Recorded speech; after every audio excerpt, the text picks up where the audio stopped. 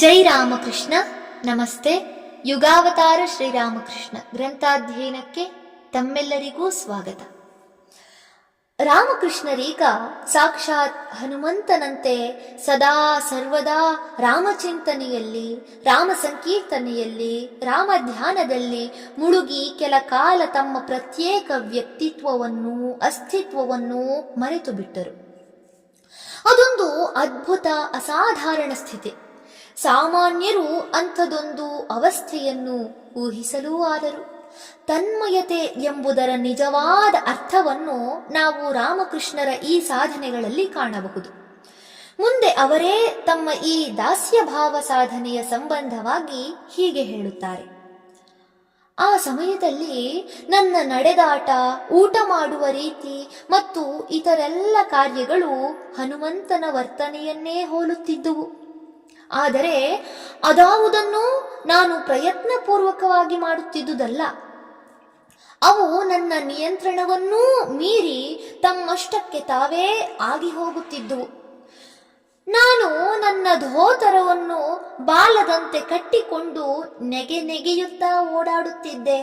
ಹಣ್ಣು, ಗೆಡ್ಡೆ, ಗೆಣಸುಗಳನ್ನಲ್ಲದೆ ಬೇರೇನನ್ನೂ ತಿನ್ನುತ್ತಿರಲಿಲ್ಲ. ನಾನು ಬಹಳಷ್ಟು ಸಮಯವನ್ನು ಮರದ ಮೇಲೆ ಕಳೆಯುತ್ತಿದ್ದೆ.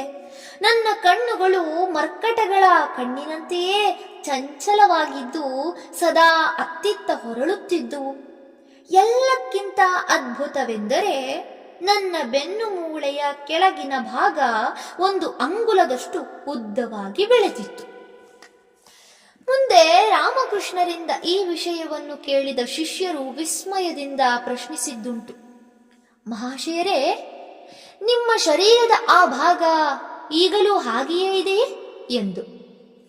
ಆಗ ಅವರೆನ್ನುತ್ತಾರೆ: ಇಲ್ಲ, ನನ್ನಲ್ಲಿ ಹನುಮಂತನ ಆ ಭಾವ ನಿಧಾನವಾಗಿ ಕಡಿಮೆಯಾದಂತೆ ಬಾಲದಂತಹ ಆ ಬೆಳವಣಿಗೆಯೂ ಕುಗ್ಗುತ್ತಾ ಹಿಂದಿನ ಸ್ಥಿತಿಗೆ ಮುಟ್ಟಿತು. ದಾಸ್ಯ ಭಕ್ತಿಯ ಸಾಧನೆಯಲ್ಲಿ ತೊಡಗಿದ್ದ ಸಮಯದಲ್ಲಿ ಶ್ರೀರಾಮಕೃಷ್ಣರು ತಮ್ಮ ಜೀವನದ ಒಂದು ಅಪೂರ್ವ ದರ್ಶನವನ್ನೂ ಪಡೆದರು. ಅದನ್ನು ಆ ಸಾಧನೆಯ ಪರಾಕಾಷ್ಠೆಯೆನ್ನಬಹುದು. ಆ ದರ್ಶನಾನುಭವವು ಅವರ ಹಿಂದಿನ ಎಲ್ಲ ಅನುಭವಗಳಿಗಿಂತಲೂ ಎಷ್ಟು ವಿಭಿನ್ನವಾಗಿತ್ತು ಮತ್ತು ಪ್ರಭಾವಶಾಲಿಯಾಗಿತ್ತು ಎಂದರೆ, ಅವರ ಮನಃಪಟಲದ ಮೇಲೆ ಅದು ಆಳವಾದ ಮುದ್ರೆಯೊತ್ತಿತು. ಅದರ ನೆನಪು ಅವರ ಮನದಲ್ಲಿ ಸದಾ ಹಸಿರಾಗಿ ಉಳಿಯಿತು. ಅವರು ಅದನ್ನು ತಮ್ಮ ಶಿಷ್ಯರಿಗೆ ಹೀಗೆ ತಿಳಿಸುತ್ತಾರೆ: ಒಮ್ಮೆ ನಾನು ಪಂಚವಟಿಯ ನೆರಳಲ್ಲಿ ಕುಳಿತಿದ್ದೆ. ಧ್ಯಾನ ಜಪಗಳನ್ನೇನೂ ಮಾಡುತ್ತಿರಲಿಲ್ಲ. ಸುಮ್ಮನೆ ಕಣ್ದೆರೆದೇ ಕುಳಿತಿದ್ದೆ.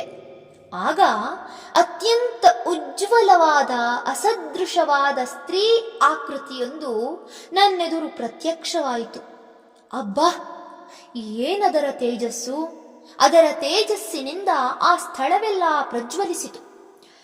ಆ ಆಕೃತಿ ಮಾತ್ರವಲ್ಲ, ಸುತ್ತಮುತ್ತಲಿನ ಮರಗಿಡಗಳು, ಗಂಗಾ ನದಿ ಮುಂತಾದ ಎಲ್ಲ ವಸ್ತುಗಳೂ ಯಥಾವತ್ತಾಗಿ ಸ್ಪಷ್ಟವಾಗಿ ಗೋಚರವಾಗುತ್ತಿದ್ದವು.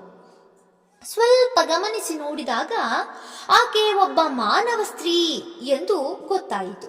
ಏಕೆಂದರೆ ದೇವಿಯರಲ್ಲಿ ಕಂಡುಬರುವಂತಹ ತ್ರಿನೇತ್ರಗಳು, ಹಲವು ಕೈಗಳು ಮುಂತಾದ ಯಾವ ಅಂಶವೂ ಆಕೆಯಲ್ಲಿ ಇರಲಿಲ್ಲ. ಆದರೆ ಪ್ರೇಮ, ಕರುಣೆ, ಸಹಿಷ್ಣುತೆಗಳಿಂದ ಕೂಡಿದ ಆಕೆಯ ಮುಖದಲ್ಲಿ ಕಾಣುತ್ತಿದ್ದ ತೇಜೋಮಯವಾದ ಗಾಂಭೀರ್ಯವು ದೇವದೇವಿಯರಲ್ಲೂ ಸಾಧಾರಣವಾಗಿ ಕಾಣಸಿಗುವಂಥದಲ್ಲ. ಪ್ರಸನ್ನ ದೃಷ್ಟಿಯಿಂದ ನನ್ನನ್ನೇ ಈಕ್ಷಿಸುತ್ತಾ ಆ ದೇವಿ ಮಾನವಿ ಅಥವಾ ಮಾನವ ರೂಪದ ದೇವಿ ಸ್ಥಿರಗತಿಯಿಂದ ನಿಧಾನವಾಗಿ ಉತ್ತರದಿಂದ ದಕ್ಷಿಣಾಭಿಮುಖವಾಗಿ ನನ್ನೆಡೆಗೆ ನಡೆದು ಬಂದಳು.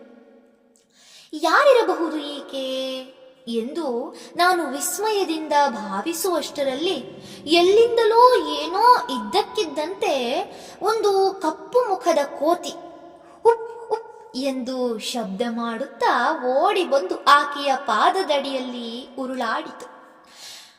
ಆಗ ಯಾರೋ ನನ್ನೊಳಗೆ ಉದ್ಗರಿಸಿದರು: ಇವಳೇ ಸೀತೆ, ಜನಕ ರಾಜನಂದಿನಿ ಸೀತೆ, ರಾಮಮಯ ಜೀವಿತೆ ಸೀತೆ ಎಂದು. ತಕ್ಷಣ ನಾನು ಆವೇಶಭರಿತವಾಗಿ ಅಮ್ಮ ಅಮ್ಮ ಎಂದು ಕೂಗುತ್ತಾ ಅವಳ ಪದ ತಲಕ್ಕೆರಗಲು ಓಡಿದೆ. ಅಷ್ಟರಲ್ಲಿ ಅವಳೇ ಬೇಗ ಬೇಗ ನಡೆದು ಬಂದು ನನ್ನ ಶರೀರದೊಳಗೆ ಐಕ್ಯವಾಗಿ ಬಿಟ್ಟಳು. ಮತ್ತು ಹಾಗೆ ಐಕ್ಯಳಾಗುವ ಮುನ್ನ ಅವಳು, ಮಗು, ನಾನು ನನ್ನ ಮಂದಹಾಸವನ್ನು ನಿನಗೆ ಕಾಣಿಕೆಯಾಗಿ ಇಟ್ಟಿದ್ದೇನೆ ಎಂದು ನುಡಿದಳು. ಆನಂದಾಶ್ಚರ್ಯಗಳಿಂದ ಪರವಶನಾದ ನಾನು ಬಾಹ್ಯ ಪ್ರಜ್ಞೆಯನ್ನು ಕಳೆದುಕೊಂಡು ಬಿದ್ದು ಬಿಟ್ಟೆ. ಧ್ಯಾನಮಗ್ನನಾಗಿ ಇಲ್ಲವೇ ಆಲೋಚಮಗ್ನನಾಗಿ ಕುಳಿತಿರುವಾಗಲ್ಲದೆ ಎಚ್ಚರದ ಸ್ಥಿತಿಯಲ್ಲಿ ಹಿಂದೆಂದೂ ನನಗೆ ಆ ಬಗೆಯ ದರ್ಶನಾನುಭವವಾಗಿರಲಿಲ್ಲ. ಶ್ರೀರಾಮಕೃಷ್ಣರಲ್ಲಿ ಐಕ್ಯಳಾದ ಸೀತಾಮಾತೆ ಅವರ ವ್ಯಕ್ತಿತ್ವದ ಮೇಲೆ ವಿಶಿಷ್ಟ ಪ್ರಭಾವ ಬೀರಿದಳು. ಅಪಾರ ಸಹನೆ, ಅದ್ಭುತ ಅನುಕಂಪ, ಪರಮ ಕ್ಷಮಾಶೀಲತೆ, ಇಂತಹ ದಿವ್ಯ ಗುಣಗಳೆಲ್ಲ ಅವರಲ್ಲಿ ಪ್ರಸ್ಫುಟವಾಗಿ ಪ್ರಕಟಗೊಂಡವು. ಧನ್ಯವಾದಗಳು. ಇಂದಿಗೆ ಅಧ್ಯಾಯ 28 ಸಂಪೂರ್ಣವಾಯಿತು. ಮುಂದಿನ ಸಂಚಿಕೆಯಲ್ಲಿ ಹೊಸ ಅಧ್ಯಾಯವನ್ನ ಪ್ರಾರಂಭಿಸೋಣ. ಓಂ ಶಾಂತಿ ಶಾಂತಿ ಶಾಂತಿ. ಹರಿ ಓಂ ತತ್ಸತ್. ಶ್ರೀರಾಮಕೃಷ್ಣಾರ್ಪಣಮಸ್ತು. ಸರ್ವೇ ಜನ ಸುಖಿನೋ ಭವಂತು. ಜೈ ಶ್ರೀಮಾನ್.